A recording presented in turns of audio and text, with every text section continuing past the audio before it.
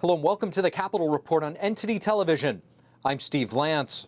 22 years after the September 11th terrorist attacks, and President Biden is marking the occasion at a military base in Alaska. This makes him the first United States president to spend the anniversary far away from the sites that were attacked or the Oval Office. We know the distance did not dull or diminish the pain we felt all across the nation of September 11th, because we know that on this day 22 years ago from this base, we're scrambled in high alert to escort planes through the airspace. Speaking to a crowd of first responders and service members, President Biden vowed to, quote, never forget. The president has faced criticism for not attending the ceremonies at one of the sites where the attacks took place. Meanwhile, in New York City, the epicenter of the attacks, political opponents have dropped their disputes to mourn together the loss of nearly 3,000 lives. Those in attendance included Vice President Kamala Harris, former New York City Mayor Rudy Giuliani, and Florida Governor Ron DeSantis. And in Arlington, Virginia, First Lady Jill Biden was laying a wreath at the Pentagon, accompanied by Defense Secretary Lloyd Austin. President Biden is back in the United States, this after a high-stakes visit to India and Vietnam over the weekend. That's as Beijing's growing presence around the world continues to prompt action from Washington and its allies. NTD's Iris Tao brings us more from New Delhi, India. A lot happened in the past few days. President Biden said the G20 summit was an important moment for the U.S. to demonstrate its global leadership. And while in Vietnam, the Vietnamese government announced that it's now promoting the U.S. to the highest level of relationship and calling it a comprehensive strategic partner. And President Biden, while in Hanoi, said this. This new elevated status that will be a force for prosperity and security in one of the most consequential regions in the world. And China was really a big focus in all of this. At the G20 summit, President Biden really tried to rally other countries to join the U.S.'s effort to try to invest more in developing countries with an ultimate goal of countering China's Belt and Road Initiative. And in Vietnam, the elevation of U.S.-Vietnam relationship was also seen as a major move to counter China's influence in Asia. But when it comes to the possibility of having conflicts with China, President Biden cited China's struggling economy and suggesting that Xi Jinping could be too occupied with dealing with domestic troubles to start a conflict. And President Biden also said that he did meet with China's #2 official, Premier Li Qiang, which was a surprise to us all because the White House kept telling us that the two had no plans to meet. But while Biden was elaborating on what the two talked about, the White House press secretary cut him off abruptly. The Southern Hemisphere had access to change it, had access. It wasn't confrontational at all. Thank you, everybody. This ends the press conference. Thanks, everyone. Thank you. Thank you. And after arriving at the White House at around midnight tonight, President Biden will have nothing scheduled for Tuesday. But on Wednesday, he's traveling to Virginia, where he's going to participate in a campaign reception. Reporting New Delhi, India, Iris Tao, NTD News. And joining us now to discuss President Biden's busy weekend in India and Vietnam, we have Congressman Lou Correa of California. Congressman Lou Correa, thank you so much for joining us. Thank you for having me this morning, Steve. Good to see you again. It's our pleasure. Congressman, before I ask you about the president's overseas trip to India and Vietnam, I want to get your thoughts on 9/11 and how that day impacted not only you, but those around you when those four airplanes were hijacked. That was a day that changed America, that awokened us to a new world. I was out working, jogging that morning when I came home to the television to see those horrific pictures of the Twin Towers burning. I knew we had entered a new era here in the United States. And I still remember, Steve, 22 years, I still remember not only those burning buildings, but seeing all those Americans running out of the buildings. In particular, I remember Americans running into the buildings to save other Americans. And those are the first responders. If you can remember, firefighters, police officers running into the buildings, knowing that they were probably going to perish. And yet they still went in to rescue Americans. And On that day, that tragic event, sequence of events, if there's one thing, silver lining in that very dark day, it's that you saw that spirit of America come forth. Those heroes, men and women, firefighters, police officers, and others who put their lives on the line and lost their lives showed what America was all about. That despite the terrible odds, we still rise to the occasion, and that's why we are the greatest country in the world. Well said, Congressman. Very touching tribute. It's amazing how everybody just remembers exactly where they were that day as well. But I do want to get your thoughts. Yeah. Oh, please. Today, in my district office, I have what I call a wall of honor, which is a picture of every American in uniform that has lost their lives since 9/11. And that's my wall of honor. And if you ever have the moment, the opportunity, I welcome you to my office to see that wall of honor. Thank you. Thank you for sharing that with us. Love to see it. I do want to get your thoughts on a big meeting at the G20 summit.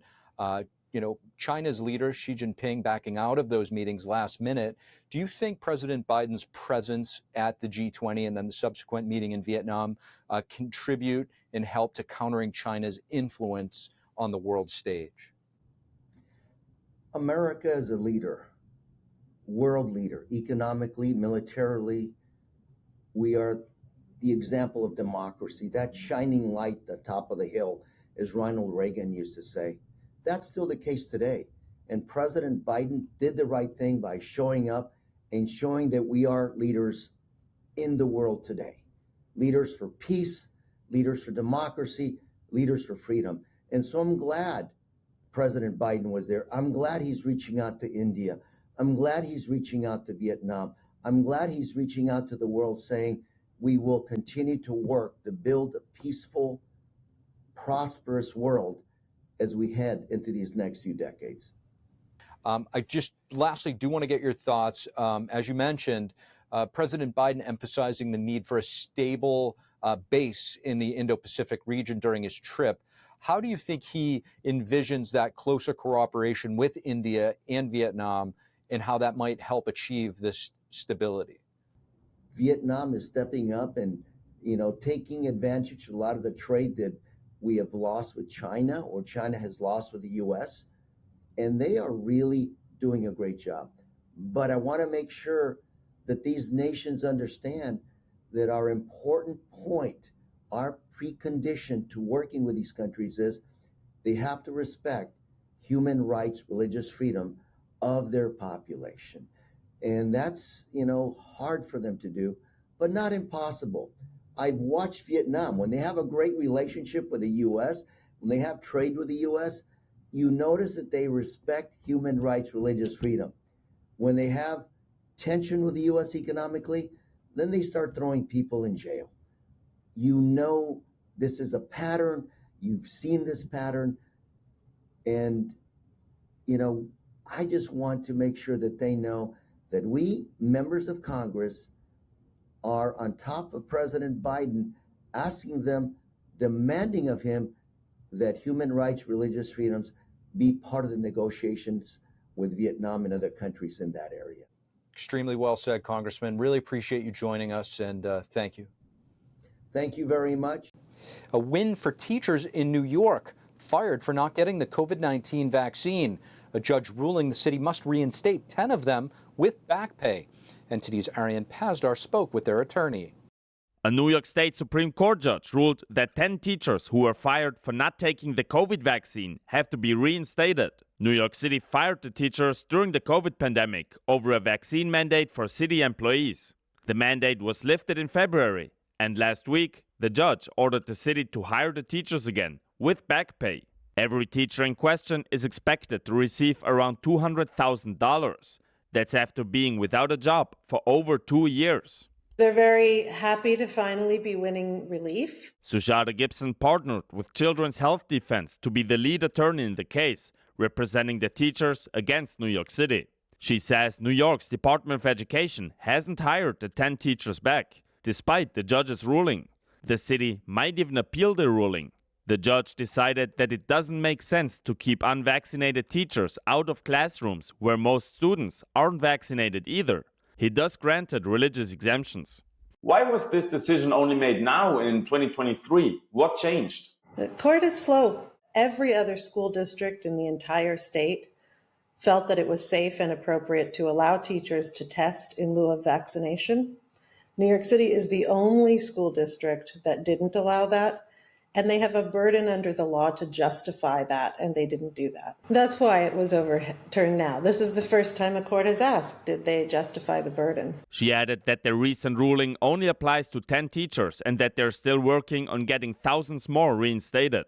The judge's ruling comes amid a slight uptick of hospitalizations related to COVID, but they're still less than they were during winter and spring of this year. Still, some places around the US are returning to recommending or even mandating the use of face masks. How will this court decision affect possible future vaccine mandates? I think that it sets precedent that will be very useful in future mandates. I think that the DOE will have to justify this with real science next time and not hope or speculation. Officials around the country are currently recommending people to get vaccinated to be better protected against new COVID variants. Arian Pastar, NTD News. Also today, the FDA approving COVID booster shots both for Pfizer and Moderna. The shots are supposed to target the XBB.1.5 variant, which was the dominant variant early on in the summertime. Currently, other variants are more dominant. The FDA and the pharmaceutical companies say data indicates the booster shots also target these newer variants. However, it's not exactly clear if that is the case. Virginia Governor Glenn Youngkin has pardoned a dad who was arrested at a school board meeting. The father was demanding answers after his daughter was sexually assaulted in a school restroom. Here's what Governor Glenn Youngkin said on Fox announcing Smith's pardon. We righted a wrong. He should have never been prosecuted here. This was a dad standing up for his daughter. Mr. Smith did what any father would do, what any parent would do, was stand up for their child. And in 2021, Scott Smith made headlines after his 9th grade daughter was sexually assaulted in a school bathroom by a teenage boy who identified as gender fluid. Under the school's policy, he was allowed to use the girls' restroom. The male student then was transferred to another school and reportedly assaulted another girl. After the incident, Smith went on to a school board meeting confronting members about the bathroom policy. Smith was then arrested and charged with obstruction of justice and disorderly conduct. The incident was later cited as an example of alleged domestic terrorism by parents against school boards. Thank you for watching the Capitol Report. If you want to see our full broadcast, check us out at epochtv.com.